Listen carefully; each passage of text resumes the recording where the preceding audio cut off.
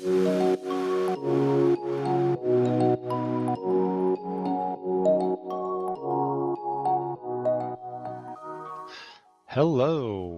Today we are going to cover our favorite caching plugin, WPRocket. We're going to make this quick and easy to understand. Hopefully we'll cover enough for you to get a grasp on just the basic setup here. There's a lot you can do with this plugin, but we're just going to cover the basics today. We've already got it installed and activated, so we kind of skipped that step here. Hopefully there are no snags when you install it. There are two you want to look for. Making sure your htaccess file is writable. You can ask your server admin or your host to make sure that that's appropriately set up. And then also you might run into a permalink issue where it's going to want you to set a permalink. If you leave it on the plain one, WPRocket's not going to like that. So go ahead and pick a standard one. The post name's pretty standard, which we've got selected here. And let's go back into the plugin here. The first screen is the dashboard. This is just kind of your account overview with some buttons to clear cache and regenerate critical CSS. Nothing you really need to do here in the beginning. So let's go to the next tab. We've already got this set up with all of the selections we would recommend. So what we're doing here is enabling caching for mobile. Obviously, we want to speed up mobile. And we're doing a separate cache file for mobile as well, because this is the safest option according to WPRocket. So we're going to go ahead and check those two. User cache, enable caching for logged in users. Unless you have a membership plugin or some sort of gated content that requires a login, you can go ahead and uncheck this because it's really only going to affect you.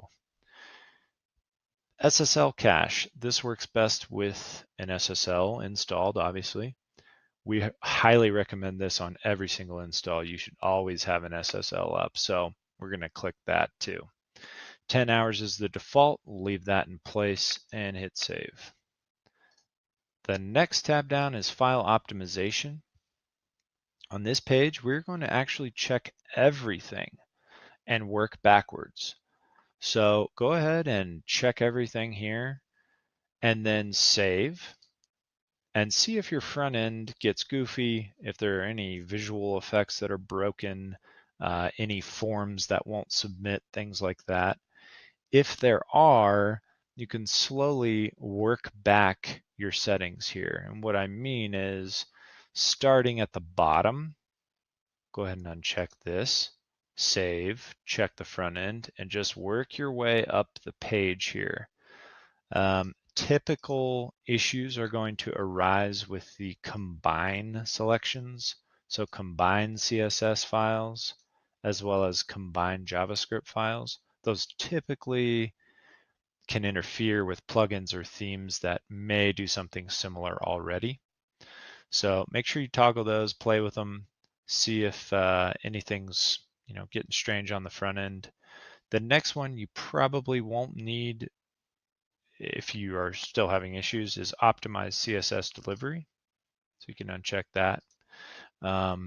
Basically, it just eliminates render blocking CSS for a faster perceived load time. So there's critical CSS that you can put in here that you really want to load at the top of the page, for instance, first, because that's where your menu is and you need your menu styled, that type of thing. So that's kind of what this section is for. The top three usually don't throw too many issues, but they can. So again, work your way backwards, check everything, get the maximum amount of savings that you could possibly get, and then work your way backward. You can also exclude CSS files or JavaScript files if you want. You can even exclude inline JavaScript by calling the JavaScript file name, or excuse me, not file name, but the function name, so the script name. So that's one way of doing it. If you have inline JavaScript you need to get rid of.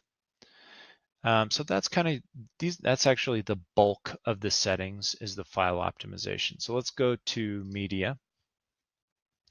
In this section, there's a lazy load section. We haven't found this to be very effective, both from improving speeds, and it also throws quite a few errors on the front end. So we leave these unchecked.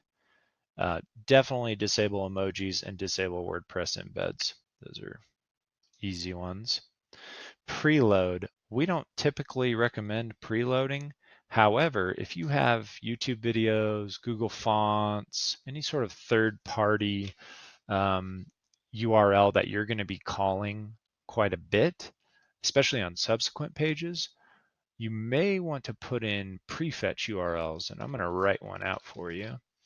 That's pretty common. If you've got YouTube videos on your page, go ahead and throw this in there to prefetch that DNS. This can save a little bit on load times, not a lot, but if you're running 500 YouTube videos or even 10 YouTube videos, you're going to want to do this. So we'll go ahead and save that.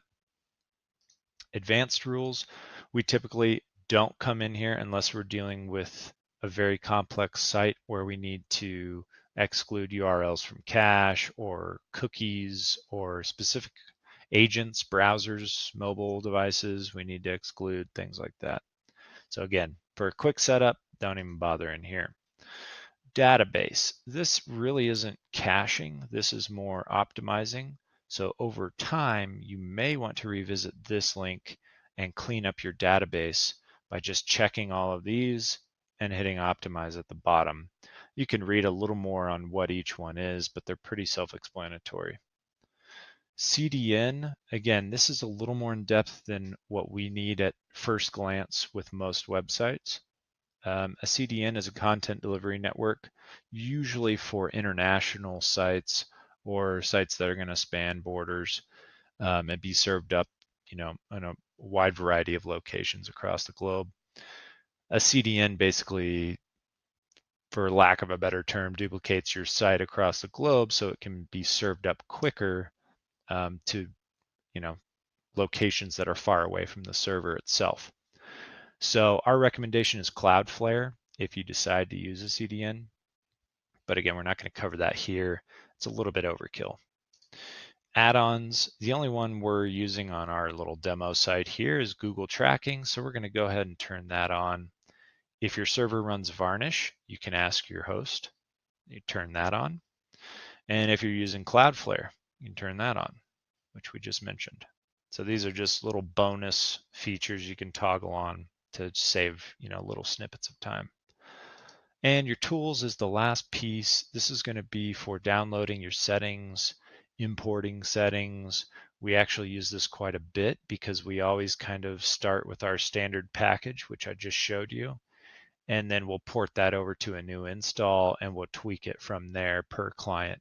But this is a good way to get kind of a baseline. If you have your own clients and you're going to want to reuse these settings quite a bit, then that's a good place to start for exporting and importing. Make sense? That's pretty much it in a nutshell. Again, most of your customizing is going to be in this file optimization. That's where you'll do most of your debugging and testing and unchecking things to make sure the front end doesn't break. That's it. WPRocket is by far the fastest caching plugin from our experience. We highly recommend you check it out and definitely get their premium plugin. Hope you enjoyed.